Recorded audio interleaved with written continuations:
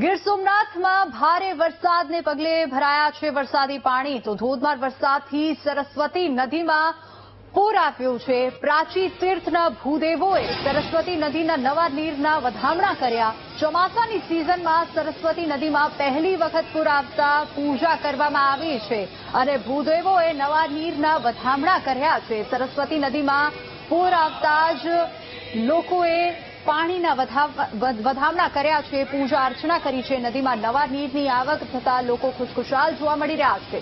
તો ગીર સોમનાથમાં ધોધમાર વરસાદ પછી પ્રાચીની સરસ્વતી નદીમાં ઘોડાપૂર આવ્યું છે।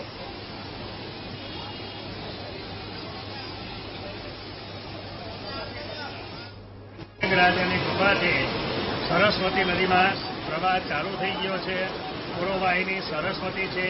આ પ્રાચી તીર્થ પિતૃ કાર્ય માટે ઉત્તમ છે। એમાં શ્રાવણ ભાદરવો ઉત્તમ મહિના ગણવામાં આવે છે અને આ વરસાદ મેઘરાજાની કૃપા થવાથી આજુબાજુના ગ્રામ્યજનો અને ખેડૂત લોકો બહુ ખુશખુશાલ થયા છે।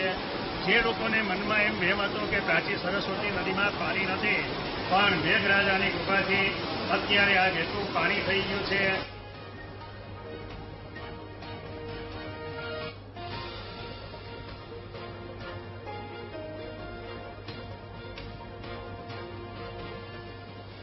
ગીર સોમનાથના તાલાલાની હરણી નદીમાં પૂર આવ્યું છે તો હિરણબી ડેમના દરવાજા ખોલવામાં આવ્યા છે।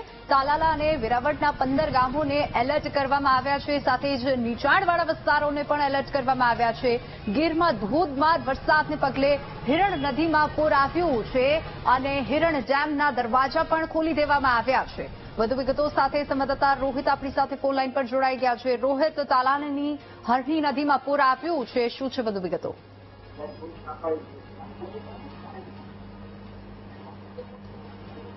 જી રોહિત, ચોક્કસથી ખાસ તો જે ગીરમાં પડી રહેલો જે અતિ ભારે વરસાદ છે તેને લઈને ગીરના જે તમામ નદી નાળા જે છૂકા હતા હાલ વહેતા થયા છે। ત્યારે જે હિરણ નદી જે મધ્ય ગીરમાંથી પસાર થઈને આવે છે તે હિરણ નદીની અંદર ઉપરવાસમાંથી જે પાણીનો પ્રવાહ છે તેની અંદર વધારો થયો છે, તેને લઈને હિરણ નદીની અંદર હાલ જે પૂર જેવી સ્થિતિ છે તે હાલ થઈ છે અને તેની સાથોસાથ હિરણ 2 ડેમ છે તેની અંદર પાણીની આવક છે તેની અંદર વધારો થઈ રહ્યો છે। ત્યારે હિરણ ડેમની જે નદી કાંઠાના જે વિસ્તારો છે તે બધા જે 15 જેટલા ગામો છે તેને એલર્ટ કરવામાં આવ્યા છે। તે ગામોની અંદરથી ખાસ કરીને નદી કાંઠા વિસ્તારમાંથી લોકોને ન પ્રવેશ કરવા માટેનો આદેશ કર્યો છે પ્રશાસન દ્વારા।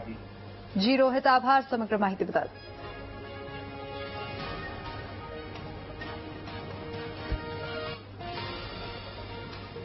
તો આ તરફ ગીર સોમનાથના સૂત્રાપાડામાં ધોધમાર વરસાદ વરસ્યો। ભારે વરસાદને લીધે ખેતરોમાં વરસાદી પાણી ભરાયા। મેઘરાજા મન મૂકીને વરસતા ખેડૂતો પણ ખુશખુશાલ થયા છે તો જિલ્લાના અન્ય વિસ્તારોમાં પણ વરસાદી માહોલ જામ્યો છે।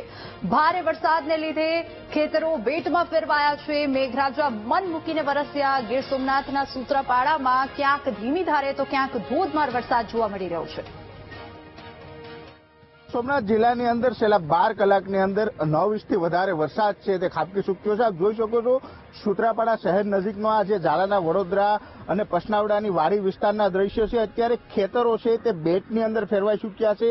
ખેતરોની અંદર જ્યાં સુધી આપણી નજર પોસે ત્યાં સુધી પાણી જોવા મળી રહ્યું છે, પરંતુ સિઝનનો આવો સારો વરસાદ પહેલીવાર પડ્યો છે તેને લઈને ખેડૂતોનો પાક જે સુકાઈ રહ્યો હતો તેની અંદર જીવનદાન મળ્યું છે। તેની સાથોસાથ અત્યારે તો ખેતરોમાં પાણી ભર્યું છે, પરંતુ ધીરે ધીરે વરસાદે પણ હવે વિરામ લીધો છે। ત્યારે પાણી હવે ધીરે ધીરે ઓસરવાની શરૂઆત છે તે થઈ ચૂકી છે। ત્યારે આપણી સાથે ગીરના ખેડૂતો છે, ખેડૂતો પાસેથી જાણશું કે આ વરસાદ કેટલો તેના માટે મહત્વનો રહ્યો છે, કેમ કે ઘણા સમયથી ગીરના ખેડૂતો વરસાદ માટેની રાહ જોઈને બેઠા હતા।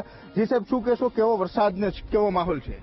બહુ વરસાદ સારો છે, બરાબર, લોકોને શાંતિ થઈ ગઈ, બરાબર। આ પાકને મળશે જીવનદાન? હા, જીવનદાન પૂરું મળ્યું। આમ તો કેટલાક સમયથી રાહમાં હતા વરસાદની? મહિના દિવસથી। હવે આનાથી ફાયદો થશે, નુકસાન? ફાયદો થશે। તો ખાસ કરીને ખેડૂતનું કહેવું છે કે આજે વરસાદ પડ્યો છે તેના કારણે ચોક્કસથી ખેડૂતોને મોટો ફાયદો થશે, પરંતુ હજુ પણ જે સિઝનનો વરસાદ છે વધુ વરસાદ પડે જેથી કરીને ખેડૂતોને લાંબા સમય સુધી પાણી છે તેની સમસ્યાથી મુક્તિ મળે। Rohitsinh Barad, VTV news, Gir Somnath. આ તરફ ગીર સોમનાથમાં પ્રાચીની સરસ્વતી નદીમાં ઘોડાપૂર આવ્યું છે. સિઝનમાં પ્રથમ વખત સરસ્વતી નદીમાં પૂર આવ્યું અને પૂર આવતા જ માધવરાયજી મંદિર જળમગ્ન થઈ ગયું છે. ભારે વરસાદના કારણે સરસ્વતી નદીમાં પૂરની સ્થિતિ સર્જાઈ અને માધવરાય મંદિર 10 ફૂટથી વધુ પાણીમાં જળમગ્ન થયું છે. ગીર સોમનાથ જિલ્લામાં મેઘરાજા તોફાની બેટિંગ કરી રહ્યા છે, જેના લીધે સરસ્વતી નદી ગાંડીતુર બની છે અને નદીનું પાણી શહેરી વિસ્તારમાં પણ પ્રવેશતા જ જળમગ્ન થયું છે મંદિર.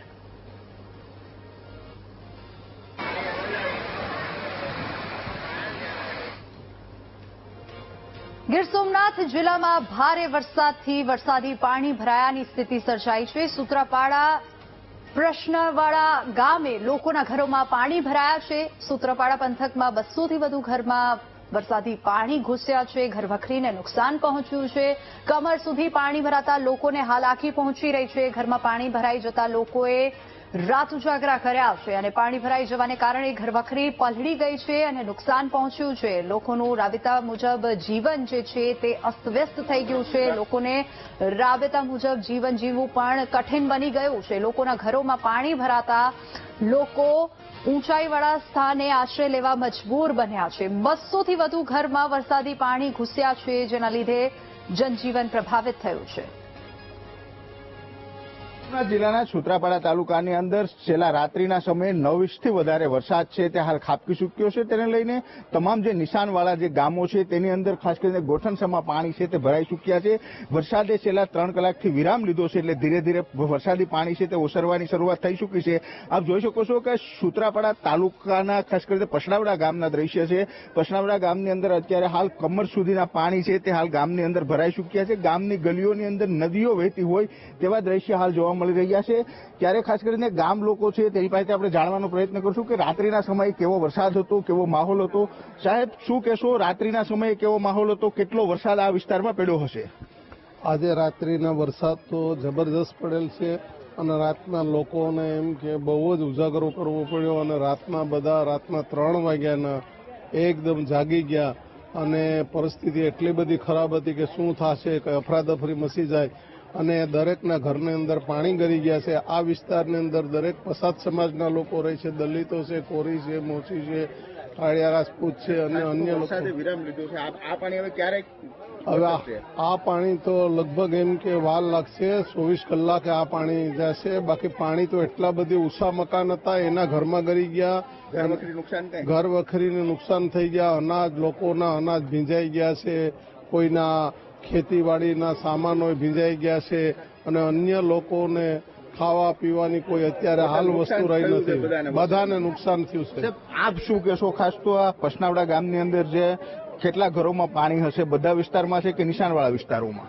જે નિશાણવાળા વિસ્તાર છે કે જે સીધી સિમેન્ટ તરફથી પાણી આવી રહ્યું છે અને વરસાદનું પ્લસ પાણી આવી રહ્યું છે અને કમસે કમ આ વિસ્તારમાં કોળી સમાજના, હાડી સમાજના જે અનુસૂચિત જાતિના લોકો અહીંયા વસવાટ કરી રહ્યા છે તેમાં લગભગ કંઈ નહીં તો 200 થી 250 ઘરમાં પાણી દર વર્ષે ગરી જાય છે. આ 20 વર્ષથી આ પરિસ્થિતિ છે.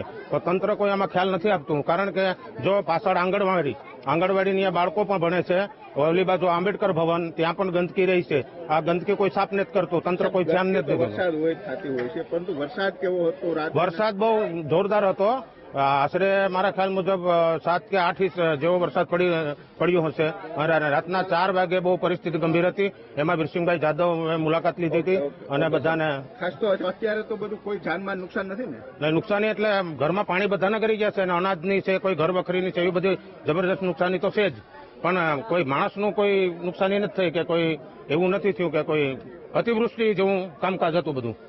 બિલકુલ. ઓકે, ચોક્કસથી જે રાત્રિના અંદર જે 8 થી 9 ઇંચ જેટલો જે સૂત્રાપાડા પંથકમાં વરસાદ પડ્યો તેને લઈને હજુ પણ જે નિશાણવાળા વિસ્તારો છે તે કમરડૂબ પાણીની અંદર ડૂબેલા છે. Rohitsinh Barad, VTV news, Gir Somnath.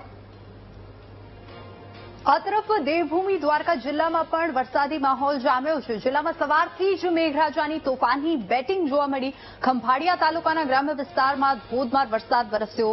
લાલપરડા, ભાળથર, કેશોદ, વિંજલપરમાં ભારે વરસાદ જોવા મળ્યો. લાંબા વિરામ બાદ વરસાદ થતા ખેડૂતોમાં ખુશીની લહેર જોવા મળી અને મગફળી, કપાસ, સોયાબીન સહિતના પાકને પણ ફાયદો થશે તેવું ખેડૂતો જણાવી રહ્યા છે.